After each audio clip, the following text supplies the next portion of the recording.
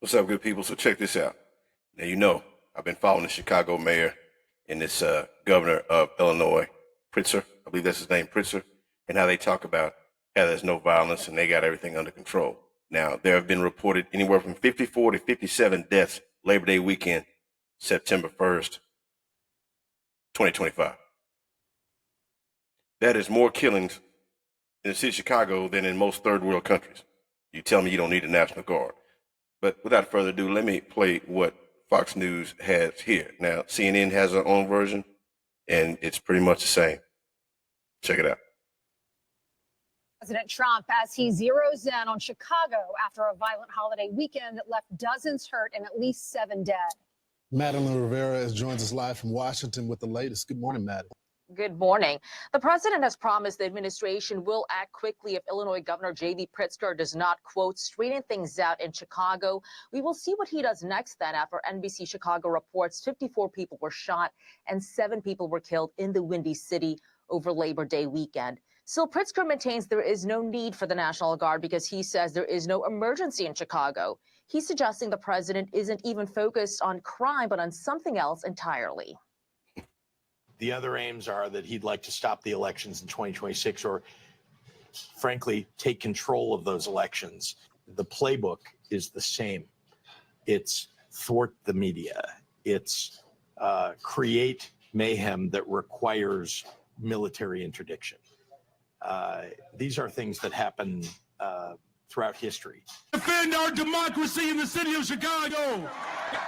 We're going to protect the humanity of every single person in the city of Chicago.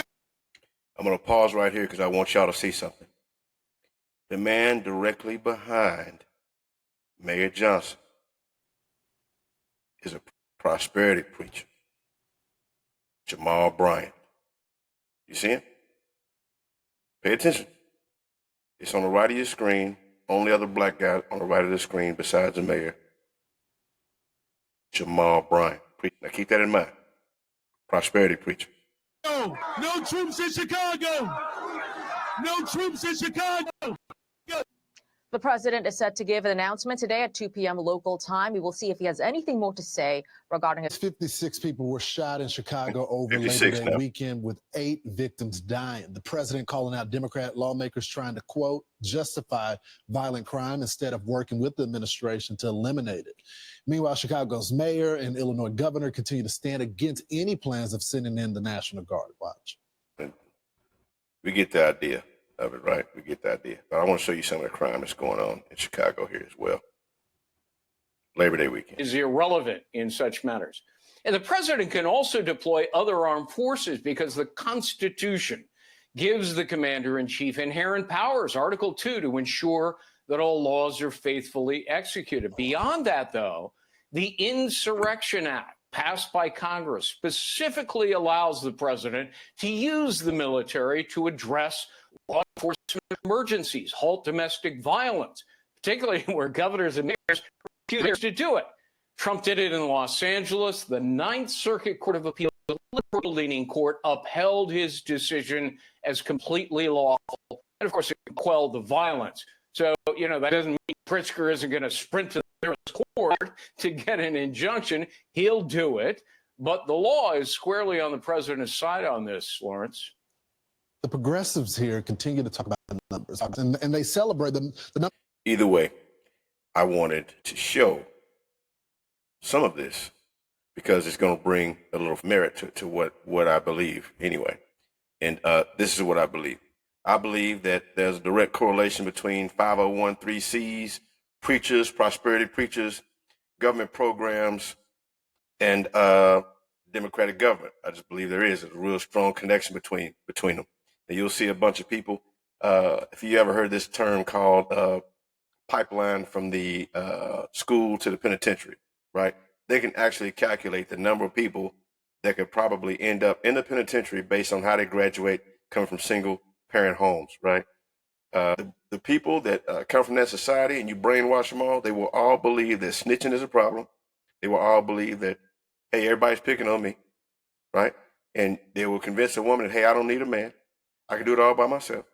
All those things and elements together will also facilitate some of what I'm about to tell you here. And the end result is penitentiary or death. And crime is big business. Now, I want you to remember that Pastor Jamal Bryant, the one that was on TV fussing about DEI back when Trump removed DEI, right? Benefiting white females. Well, predominantly white females, and you got minority females, and you got the LGBTQ community. Not necessarily in order. So, yeah, these things are the issues the Democratic Party likes to push. Now, these programs they have, the counseling, the facilities, the housing, the only thing that's going to benefit is people from other countries. Now, they say the crime rate went down.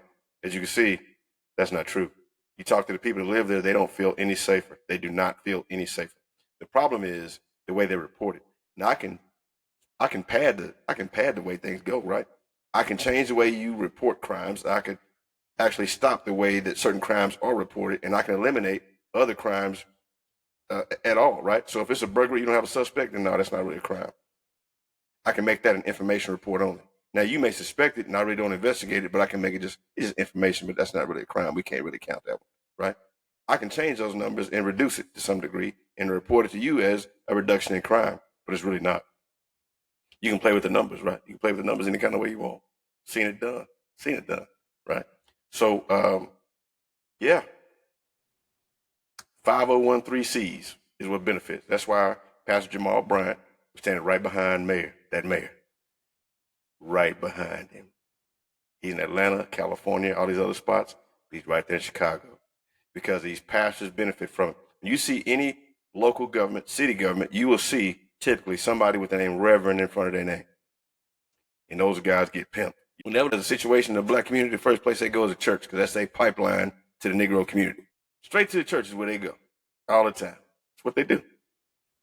So yeah, just pay attention to that. If y'all agree with me, let me know. If you disagree, let me know. But you think about this.